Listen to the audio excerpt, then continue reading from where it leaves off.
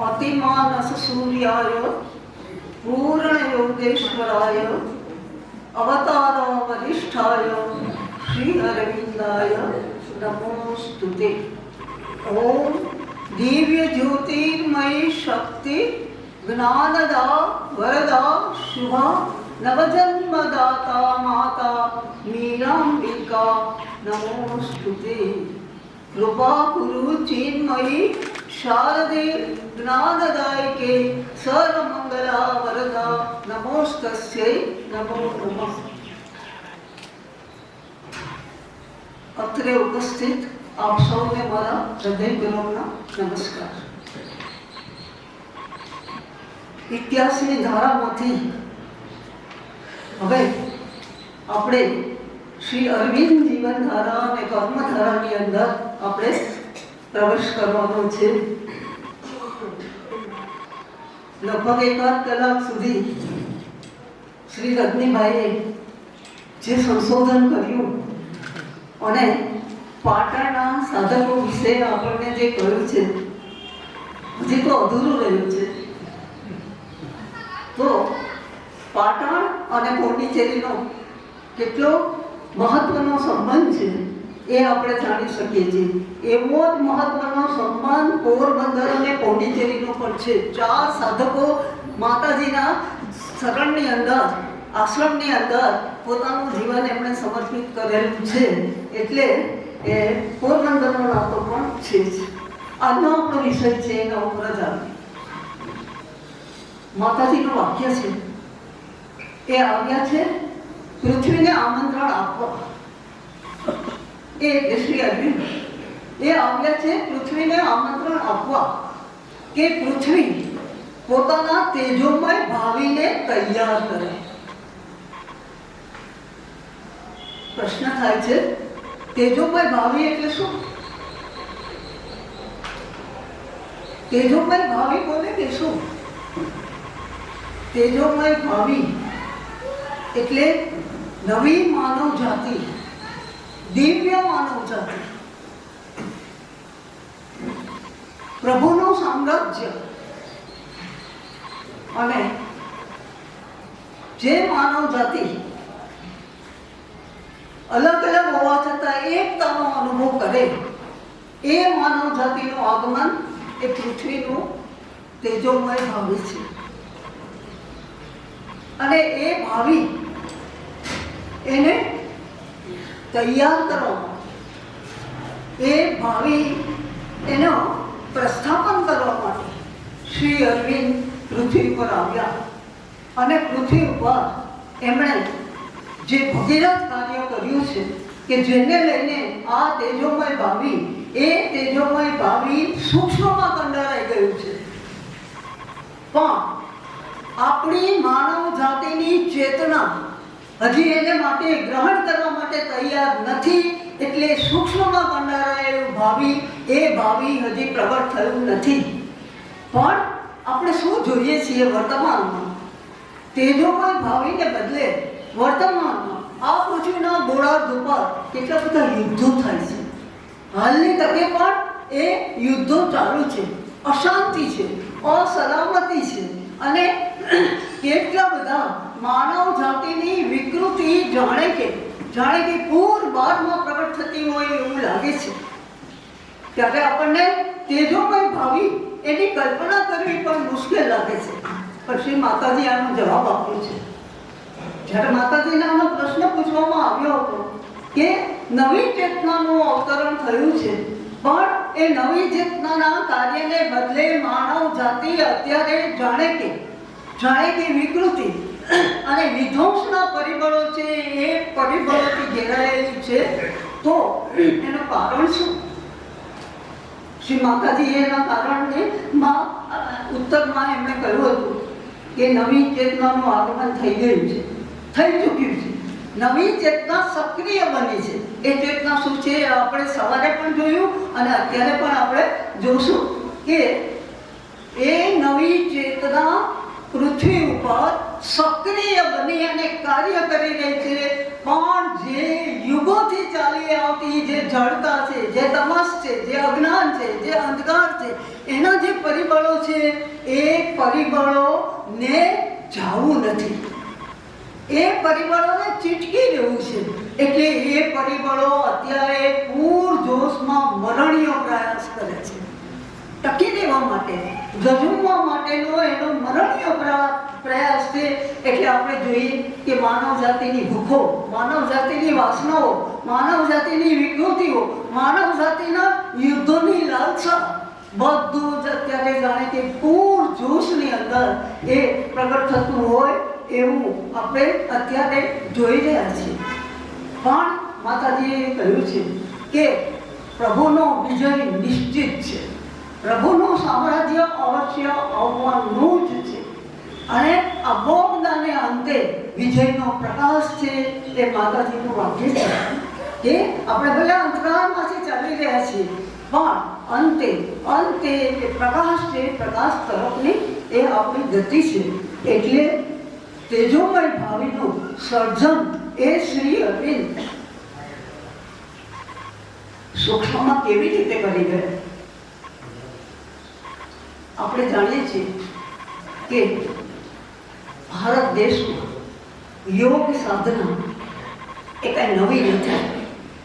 વૈદિક કાળથી એક યા બીજા પ્રકારના યોગો ચાલતા જ આવ્યા છે અને એ બધા જ યોગો હોવા છતાં વેદ કાળમાં, એ પછી ઉપનિષદ કાળમાં, એ પછી મહાકાવ્યોના કાળમાં, એ પછી મધ્યયુગમાં અને એ પછી આજે બધી ત્યારથી જે વિકૃતિઓ ચાલી આવે છે એ વિકૃતિઓ હજી સુધી એમને જ છે. મહાભારતમાં યુદ્ધો થયા હતા, મહાભારતમાં સ્ત્રીઓના હરણ થયા, મહાભારત કાળમાં સ્ત્રીઓના હરણ થતા હતા, મહાભારત કાળની અંદર ભાઈઓ વચ્ચે કુસુમ હતો અને આજે પણ છે. આટલી બધી કથાઓ થાય છે, આટલા બધા સંમેલનો થાય છે, ભક્ત સંમેલનો થાય છે, શિબિરો થાય છે, બધું જ થાય છે. પણ વિકૃતિઓ એટલી ને એટલી જ છે, એમાં ક્યાંય પરિવર્તન આવતું નથી. શા માટે બદલાવ આવતો નથી? શ્રી માતાજી કહે છે કે સૈકાઓ બદલાય, યુગો બદલાય, શાસન બદલાય, પણ એમ છતાં માનવ જાતની ભૂખો અને દુઃખો એવા ને એવા જ છે. કારણ કે જ્યાં સુધી માનવ જાતિ અજ્ઞાન અને અંધતામાં રહેશે અને બદલાશે નહીં ત્યાં સુધી બદલાવ આવવાનો નથી. એટલે આપણામાં કહેવત છે, પ્રાણ અને પ્રકૃતિ સાથે જ જાય. પ્રકૃતિ બદલાતી નથી. તમે 10,000 વર્ષનું તપ કરો તો પણ અપ્સરા આવે તો તમે ચડી જાઓ છો. કારણ કે પ્રકૃતિ, તમારો ગુસ્સો છે, આટલી તપસ્યા કરી પણ તમારું એક સેજ ધાર્યું ન થાય તો તમારો ગુસ્સો છે એ ભભૂકી ઉઠે અને શ્રાપ આપી દે છે. તપશ્ચર્યાનું ફલશ્રુતિ શું કે છે કે પ્રકૃતિ બદલાતી નથી. આપણામાં એ કહેવત છે, પ્રાણ અને પ્રકૃતિ બદલાતી નથી. એટલે આપણા ઋષિઓએ જે કંઈ સાધના કરી છે એ સાધના મનોમય ભૂમિકાઓ પર હતી અને એ સાધના દ્વારા વૈયક્તિક મોક્ષની પ્રાપ્તિ થઈ શકતી હતી. પરંતુ પ્રકૃતિ બદલાતી નહોતી. ત્યારે તેજોમય ભવિષ્ય અને માનવ જાતિના દુઃખોને સંપૂર્ણપણે જો માનવ જાતિને મુક્ત કરવી હોય તો પ્રકૃતિ બદલવી પડે. શ્રી અરવિંદનો યોગ એ પ્રકૃતિને બદલવાનો યોગ છે. એ તેજોમય ભાવિ ત્યારે જ આવે કે જ્યારે માનવની પ્રકૃતિની સાથે પ્રભુની પ્રકૃતિ પ્રસ્થાપિત થાય. એટલે તો સવારે ઉત્ક્રાંતિની વાત કરી તો શ્રી અરવિંદ ઉત્ક્રાંતિ માટે શું કહે છે? ઉત્ક્રાંતિ માટે એમ કહે છે કે જળ તત્વમાં આત્માનો નિયમ મૂકી આપો. જળ તત્વ તો matter shell reveal the spirits face. Matter આ જળ તત્વ છે, એ જળ તત્વની અંદર આત્માનો આવિર્ભાવ થાય અને ખરેખર જળ તત્વ જળ છે જ નહીં.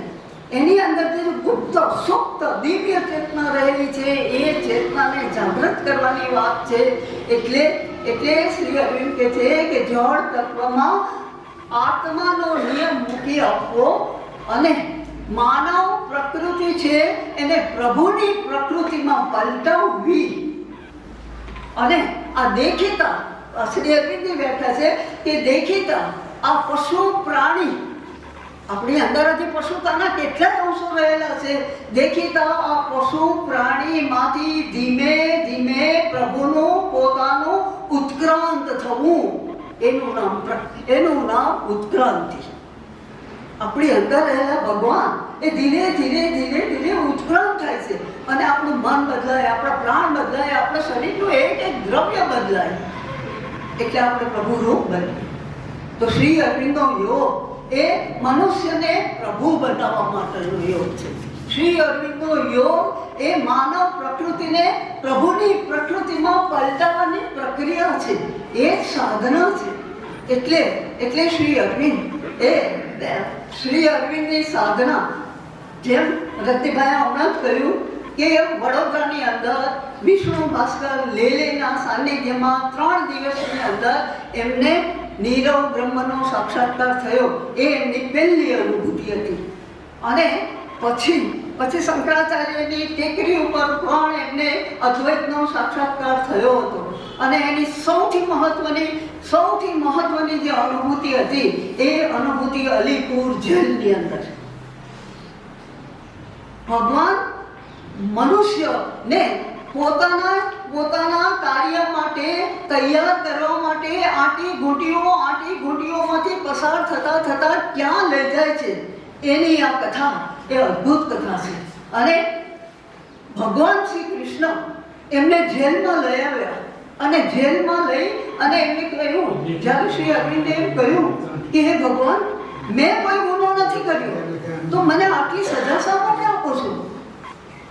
કારણ કે નિર્દોષ હતા અને એના ઉપર આડ ચડાવવામાં આવ્યું હતું કે આ મુઝફ્ફરપુરમાં જે બોમ્બ ફૂટ્યો, 2 ગોરી મહિલાઓ એનો હત્યા થઈ ગઈ, એના મુખ્ય સૂત્રધાર શ્રી અરવિંદ છે એમ માની અને સરકારે એમને જેલમાં પૂરી દીધા. સરકાર ફાંસીની સજા દેવા માટે આકાશ પાતાળ એક કર્યા હતા, 400 સાક્ષીઓ ભેગા કર્યા હતા અને લગભગ 1000થી વધારે પુરાવાઓ ભેગા કર્યા હતા. ભગવાનને જ્યારે એમને પ્રાર્થના કરી ત્યારે ભગવાને કહ્યું, હું તને મારા કામ માટે, મારા કાર્ય માટે હું તને અહીંયા લઈ આવ્યો છું. અને એ કાર્યમાં એક હતું એકાંતની ટેવ પડાવવાનું, બીજું હતું માનવ જાતના બધા જ દુઃખો છે એ દુઃખોનું દર્શન કરાવવાનું. કારણ કે જેલમાં જેવા દુઃખો હોય, બધી પીડા, બધા હત્યાઓના, એ બધું જેલની અંદર જોવા મળે એવું બીજે ક્યાંય જોવા ન મળે. એટલે માનવ જાતના દુઃખો અને તને પોતાને તારી આંતરિક સ્થિતિને તૈયાર કરવા માટે હું અહીંયા લઈ આવ્યો છું. અને જ્યારે એ કામ પૂરું થશે ત્યારે તું નિર્દોષ છૂટી જઈશ. અને ભગવાન શ્રી કૃષ્ણ સાક્ષાત એ અલીપુરની જેલની કોટડીમાં એ આવ્યા.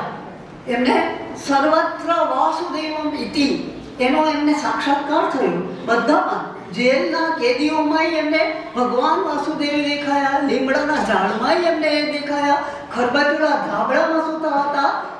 તો એને થયું કે મારા પ્રિયતમ કૃષ્ણના બાહુઓ મને વીંટળાઈ વળ્યા છે.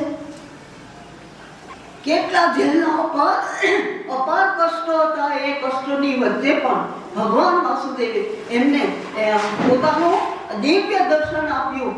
અને પછી ભગવાન રોજ એક કોટડીમાં આવી અને એમને જ્ઞાન આપતા હતા. એમને હિન્દુ ધર્મ અને હિન્દુ શાસ્ત્ર છે એ શાસ્ત્રનું પૂરેપૂરું જ્ઞાન, કારણ કે શ્રી અરવિંદને ક્યાં એ જ્ઞાન હતું?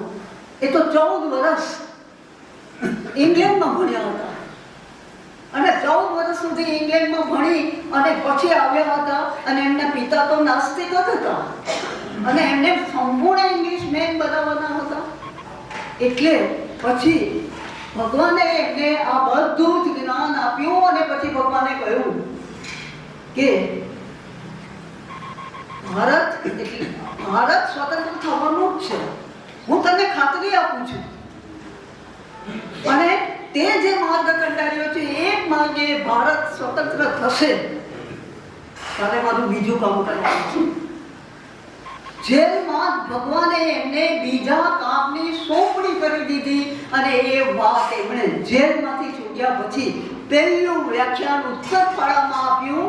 એ ઉત્તરપાડાના વ્યાખ્યાનની અંદર એમણે પોતાની આ જે દિવ્ય અનુભૂતિ હતી એની થોડીક જ વાત કરી, પણ એમણે એમ કહ્યું કે વધારે કહેવાની મને પરમિશન નથી, મને રજા નથી, એટલે હું વધારે નહીં કહું. પણ ભગવાને આ રીતે એમને નવા કામ માટે શ્રી કૃષ્ણ ભગવાને કહ્યું, આ સવારે શરદભાઈએ જે કહ્યું કે શ્રી અરવિંદના ચેતનામાં, ચેતના એટલે માનસિક નહીં, એ ચેતના એટલે પ્રાણની નહીં, શરીરને, શરીરના દ્રવ્યની ચેતનાની અંદર ભગવાન શ્રી કૃષ્ણ એ 1926-24 નવેમ્બરે એ ઓતપ્રોત થઈ ગયા. એટલે કે શ્રી અરવિંદ કૃષ્ણ રૂપ બની ગયા હતા ત્યારે.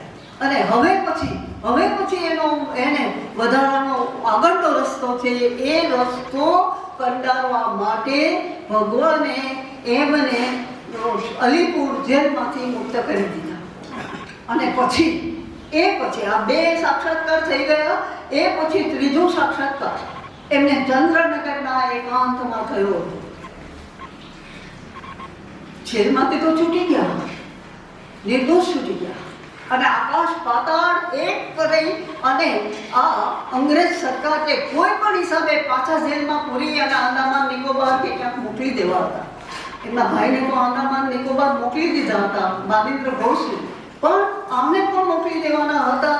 એટલે ફરીથી વોરંટ કાઢ્યું, અને ફરીથી જે વોરંટ કાઢ્યું એમાં શ્રી અરવિંદની બીજે દિવસે ધરપકડ થવાની હતી. એ એમના એક કર્મચારીના પિતા સરકારી ઓફિસમાં હતા, એને ખબર પડી, એને દોડતા આવી સમાચાર આપ્યા. ચારે બાજુ કોલાહલ થઈ ગયો કે ક્યાં સંતાડવા, મધ્યાહને તપતા સૂર્યને ક્યાં છાવરવું, ક્યાં સંતાડવું. શ્રી અરવિંદ ધ્યાનમાં બેસી ગયા અને એમણે કહ્યું, પૂછ્યું, આદેશ માંગ્યો અને અંદરથી જવાબ આપ્યો, બ્રિટિશ ઇન્ડિયા છોડીને ચાલી જાય. અને એ વખતે બ્રિટિશ ઇન્ડિયા છોડીને ચાલી જવા માટેનું એક નજીકનું સ્થળ, ફ્રેન્ચ સ્થળ ચંદ્રનગર હતું. અને એટલે છુપી પોલીસના 2 પોલીસો બહાર ચોકી કરતા હતા. અને કેવું થાય છે કે એ પોલીસોને એની નજરમાંથી છટકીને જવું, એટલે પણ ભગવાનની યોજના કેવી હોય છે કે એ લોકોને બીડી પીવાની તલબ લાગી, એટલે એ લોકો બહાર ગયા અને એનો લાભ લઈ અને શ્રી અરવિંદ અને એના 2 શિષ્યો છે એ આગળ પાછળ ગલી ગુચીઓમાં થઈ અને ગંગાના ઘાટ ઉપર પહોંચી ગયા. એક હોડીની અંદર શ્રી અરવિંદ અને એના સુરેશ અને વિજય એ બંનેને બેસાડી અને એ હોડી અડધી રાતે, કશું પહેરેલું નહોતું, ખાલી પહેરણ અને ધોતી, પાસે પૈસા નહોતા, ક્યાં જવાનું છે ખબર નથી, પ્રભુને સમર્પણ શું કહેવાય એનું ઉત્તમમાં ઉત્તમ અને શ્રેષ્ઠમાં શ્રેષ્ઠ ઉદાહરણ હોય તો શ્રી અરવિંદ. ક્યાં જવાનું છે, કોને ત્યાં જવાનું છે, શું કરવાનું છે, કશે જ ખબર નથી. ભગવાનનો આદેશ છે, જવું છે. હોડીમાં બેસી ગયા. આખી રાત એ અર્ધચંદ્ર આકાશમાં પ્રકાશતો હતો. આખી રાત હોડીમાં સેલ કરી અને સવારે ચંદ્રનગર પહોંચ્યા. અને ક્યાંય કંઈ ખબર હતી નહીં, પણ ત્યાં ભગવાને એવી વ્યવસ્થા કરી, એમાં આપણે ડિટેલમાં નહીં જઈએ, પણ મારે કહેવું છે કે એ ચંદ્રનગરમાં એક બહાર દૂરના એક બંગલાની અંદર શ્રી અરવિંદ એ રહ્યા, 1.5 મહિના સુધી રહ્યા. અને એ 1.5 મહિનામાં ખાલી એક નોકર એને ખાવાનું આપી જતો હતો, બાકી કોઈ જોડે સંપર્ક નહોતો. ત્યાં એમણે ગહન સાધના કરી અને એ વખતે એમને ઈડા, પિંગલા, મહી, સરસ્વતી અને ભારતી આ દેવીઓનો સાક્ષાત્કાર કર્યો. અને એટલું જ નહીં, એવી ગહન સાધનામાં આ શ્રી અરવિંદના યોગનો એક પ્રારંભનું સ્ટેજ છે કે એ નીચે ઉતર્યા, જળ પદાર્થની અંદર નીચે ઉતર્યા અને એમણે જોયું કે ત્યાં એક દિવ્ય શક્તિ એ દિવ્ય શક્તિ રહેલી છે. બસ આટલું એમને વિઝન થયું. અને પછી એમને એમ થયું કે અંદર આ કોષાણુમાં રહેલી જળ પદાર્થમાં રહેલી આ દિવ્ય શક્તિ છે, એ શક્તિને જો તમે પ્રગટ કરો અને એ શક્તિ આ કોષાણુમાં આવે અને એ કોષાણુઓનું દ્રવ્ય બદલાઈ જાય તો માનવ જાતિના દુઃખોનો પ્રશ્ન છે એ પ્રશ્ન કાયમને માટે ઉકેલાઈ જાય. આ ચાવી એમને ચંદ્રનગરમાં મળી. અને એ પછી 1.5 મહિના પછી છુપી પોલીસના માણસો આવવા લાગ્યા અને એનું પરિણામ એ આવ્યું કે શ્રી અરવિંદને કહ્યું, મોતીલાલ રોયે કહ્યું કે હવે હું તમને આ નહીં રાખી શકું, સૂર્યને હવે છૂપો નહીં રાખી શકાય, હવે તમે ક્યાંક જાઓ. તો જીબુટી ને ફ્રાન્સમાં ને ક્યાંય મોકલવા માટેની તૈયારી હતી. ફરી શ્રી અરવિંદે ભગવાનનો આદેશ માગ્યો અને ભગવાનનો આદેશ માગ્યો તો ભગવાને કહ્યું પોંડિચેરી જાઓ. અને આ આદેશ મળતા 4 દિવસમાં જ એ પોંડિચેરી પહોંચી ગયા. એ કેવી રીતે પહોંચ્યા? ભગવાને એમને કેવી મદદ કરી, કેવી રીતે છુપી પોલીસના માણસો છે એની નજરમાંથી છટકાવ્યા. એ બધી કથા એ પણ આજના યુગની અદ્ભુત કથા છે, પણ એમાં આપણે નહીં જઈએ.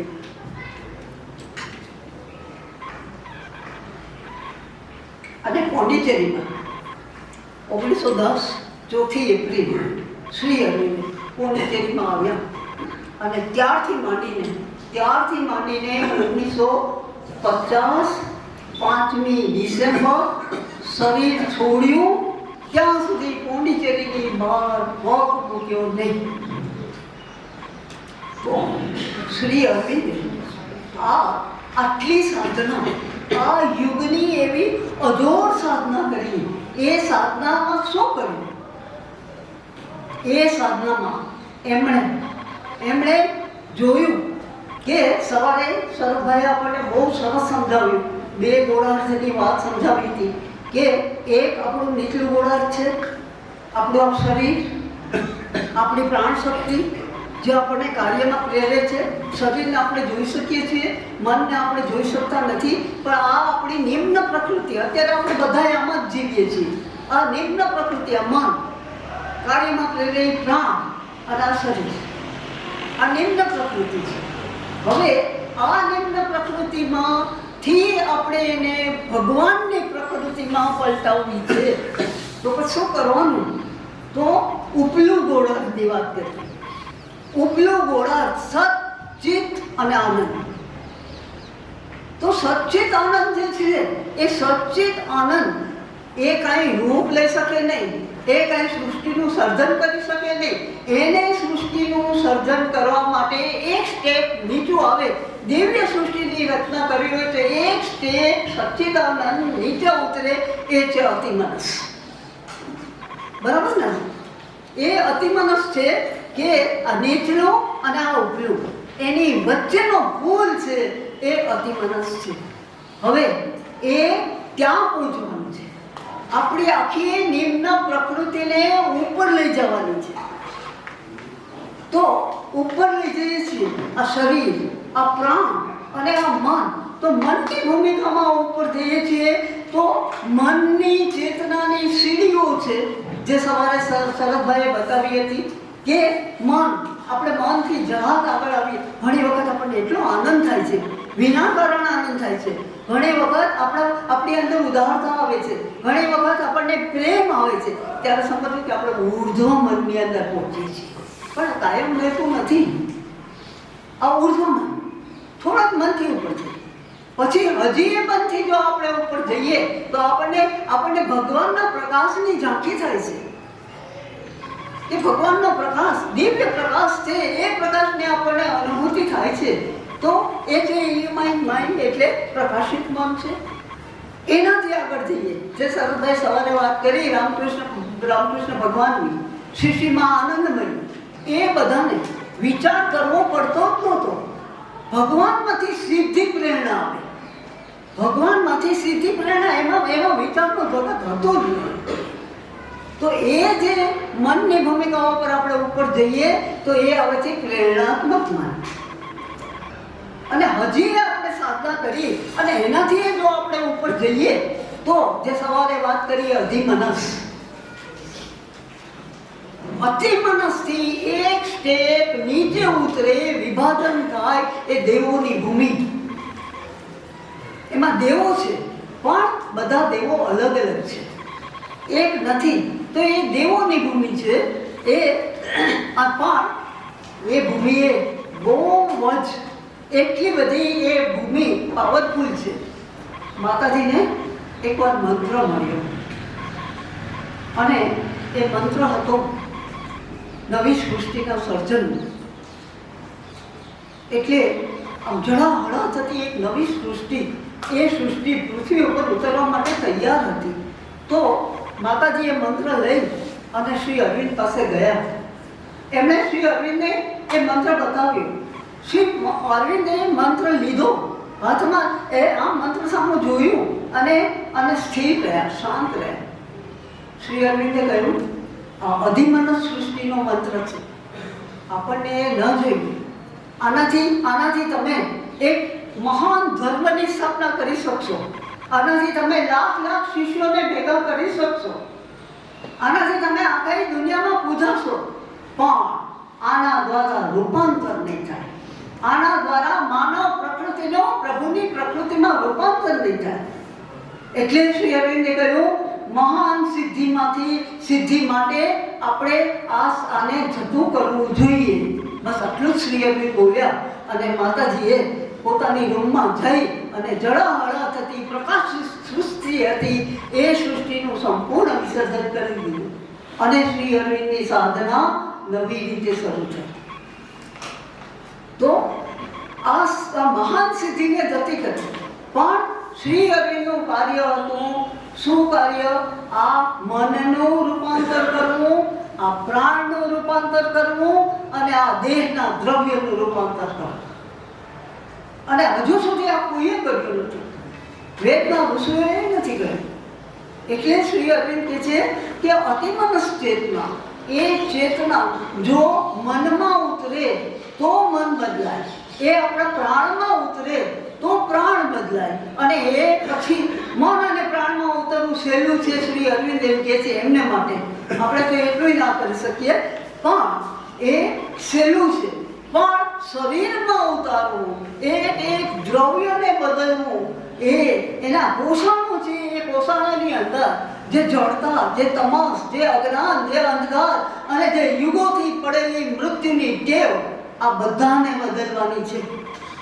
અને એ બધાને બદલવાની શક્તિ છે. એ શક્તિ માત્ર ને માત્ર અતિમનસ શક્તિ, અતિમનસ ચેતનામાં છે.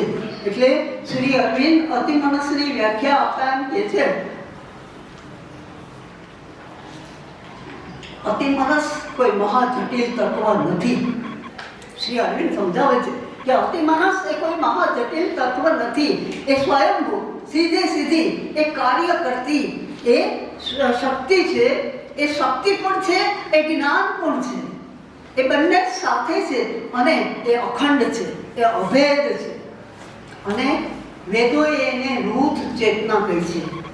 રૂત, સત્યમ ઋતમ બૃહદ, રૂત ચેતના. તો એ શક્તિના લક્ષણ કયા? માતાજીને કોઈએ પ્રશ્ન પૂછ્યો હતો કે અમે કેમ અમે જાણી શકીએ કે આ અતિમનસ શક્તિના સંપર્કમાં છે? હજી કોઈ અતિમનસ વાળું બન્યું નથી, પણ સંપર્કમાં છે. ત્યારે માતાજીએ બે લક્ષણ આપ્યા હતા. એક, તાદાત્મ્ય દ્વારા જ્ઞાનની અનુભૂતિ. આપણે જ્ઞાન કેવી રીતે મેળવીએ છીએ? વાંચીએ છીએ, પદાર્થોને ભેગા કરીએ છીએ, પછી ભેગા કરીને એકીકરણ, વર્ગીકરણ, પૃથ્થકરણ, પછી કાર્યકારણનો નિયમ. આમ આપણે જ્ઞાન નિયમો, વિજ્ઞાનના નિયમો આમ બનાવીએ છીએ. ત્યારે અતિમનસમાં શું છે? અતિમનસમાં આનું જ્ઞાન મેળવવું હોય તો હું એની સાથે એકરૂપ છું, તાદાત્મ્ય. અને તાદાત્મ્ય દ્વારા એ જ્ઞાન મારી અંદર આપોઆપ આવી જાય છે. આ એક વસ્તુ. અને બીજું, સંપૂર્ણ ક્ષમતા. સંપૂર્ણ આપણી જેમ એક એક્શન, આપણે જીવીએ છીએ એક્શન અને રિએક્શનમાં. કોકે કાંઈક કહ્યું એટલે આપણું રિએક્શન તરત જ ચાલુ થઈ જાય. ત્યારે સંપૂર્ણ ક્ષમતા એ અતિમનસનું બીજું લક્ષણ છે. અને ત્રીજું, પરમ વિશાળતા. એટલે આ જે અતિમનસ શક્તિ, એ શક્તિને ઉતારવા માટે એ કામ કર્યું અને એ કામ કરવાનો માઇલસ્ટોન જે શરદભાઈએ સવારે કહ્યો એ 1926 નવેમ્બર. કારણ કે અધિમનસ, આપણે કહ્યું મનની સર્વોચ્ચ ભૂમિકા અધિમનસ. ઉર્ધ્વમન, પ્રકાશિત મન, પ્રેરણાત્મક મન અને એના પછી આ અધિમનસ. આ મનની આખી શ્રેણી, એમાં અધિમનસ એટલે શ્રી કૃષ્ણ ભગવાન અધિમનસ લઈ અને પૃથ્વી ઉપર આવ્યા હતા. કારણ કે તે વખતે માનવ જાત તૈયાર નથી. અને હજુએ ઉત્ક્રાંતિની ગતિ પ્રમાણે આપણે અતિમાનવો બનવાના જ છીએ. સાધના કરીએ કે ન કરીએ. વાંદરાઓએ કોઈ સાધના કરી હતી? તોય મનુષ્ય બન્યા. કેટલા વર્ષે? લાખો વર્ષે. એમ જ્યારે આપણું મન એ જળ તત્વ બરાબર એ કરી લેશે. અત્યારે આપણે મનની સર્વોચ્ચ ભૂમિકાઓ પર તો છીએ. આ ટેકનોલોજી અને આ બધી દુનિયા નાની થઈ ગઈ છે અને આ એક મુઠ્ઠીમાં સમાયેલા યંત્રો આવી ગયા છે, એ બધું જ છે. પણ દુઃખો ગયા નથી. માનવ મનના દુઃખો એવા ને એવા જ છે. પ્રાણની ભૂખો, લાલસાઓ, વાસનાઓ, આ બધું એવું ને એવું જ છે. અને શરીર, ભગવાન શરીર ધારણ કરે તો પણ જન્મ, જરા, વ્યાધિ અને મૃત્યુ અનિવાર્ય છે. સંતોને, મહંતોને, બધાને આ શરીર આવું જ છે. આ દુઃખો બધા આવા જ છે. ઉત્ક્રાંતિની રીતે લાખ વર્ષ પછી અતિમાનો ભલે બને, પણ ત્યાં સુધી આપણે આ દુઃખો સહન કરવા પડે. ત્યાં સુધી આપણે પુનરપી જન્મમ, પુનરપી મરણમ, પુનરપી જનની જઠરે શયન, આ ચાલુ જ રહે પ્રક્રિયા. પણ બીજો ઉપાય છે. અને બીજો ઉપાય એ છે કે કોઈ અવતારી પુરુષ પોતાની પ્રચંડ સાધના દ્વારા આ ઉત્ક્રાંતિના જે શિથિલ જે ચક્રો છે એ ચક્રોને જેટ વિમાનની ગતિમાં ફેરવી શકે છે. અને શ્રી અરવિંદે આ કામ કર્યું.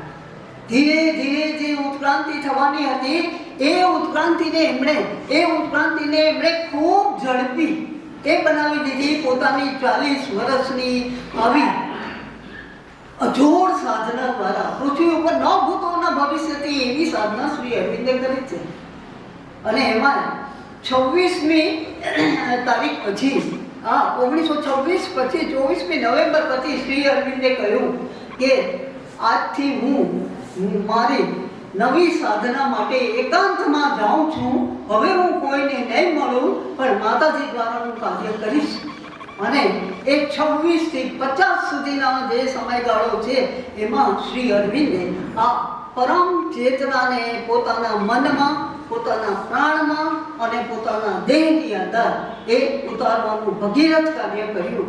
અને એ કાર્ય માટે 1949માં શ્રી અરવિંદ અને માતાજી વચ્ચે એક સંવાદ થયો.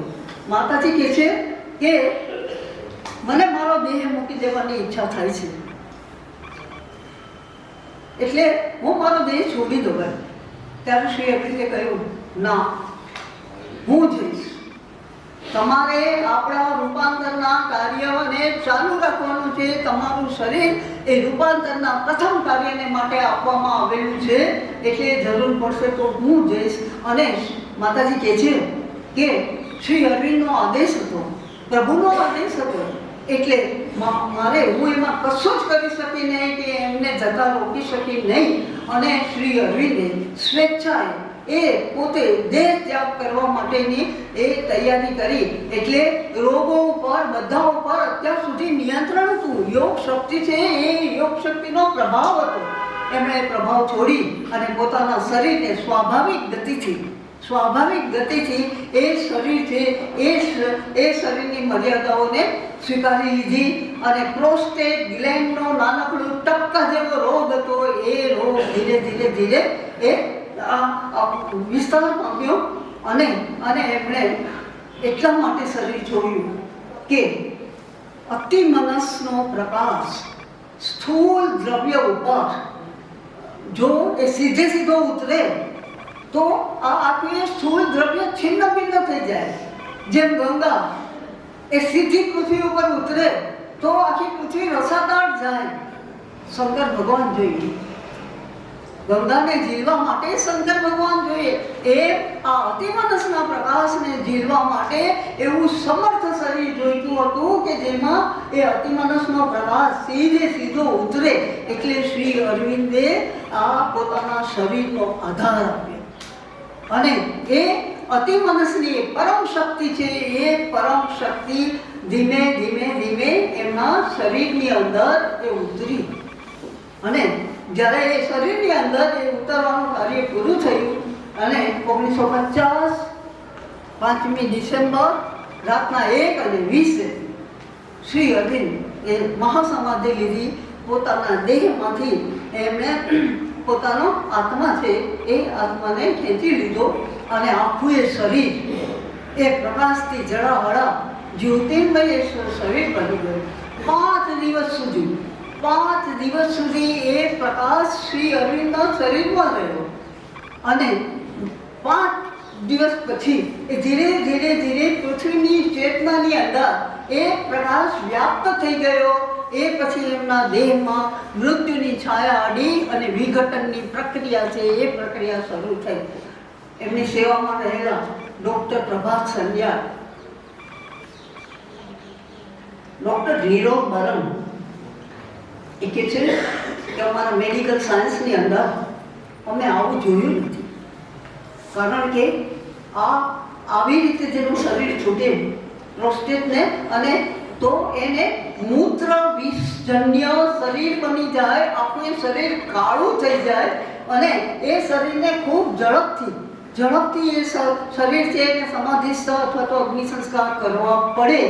પરંતુ અમે જોઈએ છીએ કે એક દિવસ ગયો, બીજો દિવસ ગયો, ત્રીજો દિવસ ગયો, આ શરીર સહેજે કરવાતું નથી. એમના વાળ એવા ને એવા જ પરપડતા છે. એમની દાઢી એવી ને એવી સોનેરી એવી રૂપેરી દાઢી એ પણ ફરકતી છે. એમની ત્વચા એવી ને એવી લસલસતી છે. એમાં કોઈ વિકારનું ચિહ્ન નથી. એટલે પછી માતાજીને પ્રાર્થના કરી કે આવું કેમ થાય છે. માતાજી એમના માથે હાથ મૂક્યો અને હાથ મૂક્યો તો એમને જોયું કે શ્રી અરવિંદનો દેહ એ સુવર્ણ રંગ, કિરમજી સુવર્ણ રંગની અંદર આખો એ દેહ તરી રહ્યો હતો.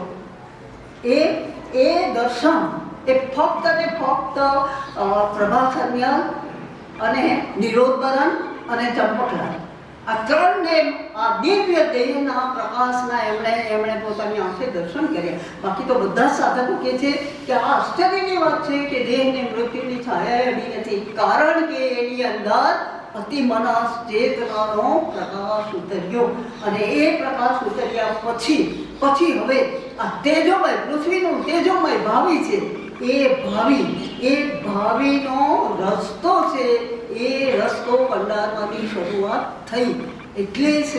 એટલે માતાજીએ કહ્યું છે કે એ આવ્યા છે પૃથ્વીને આમંત્રણ આપવા અને એમણે ભવિષ્યની પૃથ્વીની જે સુંદરતા છે એ સુંદરતાનો ફક્ત સાક્ષાત્કાર જ નથી કરાવ્યો, ફક્ત ખાતરી જ નથી આપી, પણ પોતાના દેહની સાધના દ્વારા એમણે પ્રતીતિ કરાવી આપી છે કે આ નવું જગત છે એ નવું જગત જરૂર પ્રગટ થશે. અને એ પછીના 23 વર્ષ સુધી શ્રી માતાજી આ શ્રી અરવિંદે ઉતારેલો જે પ્રકાશ છે એ પ્રકાશને પોતાના શરીરના કોષણોને બદલવા માટેની સાધના માટે 23 વર્ષ છે એ એમણે ગાળ્યા. અને માતાજી કહે છે કે મેં રસ્તો બનાવી દીધો છે.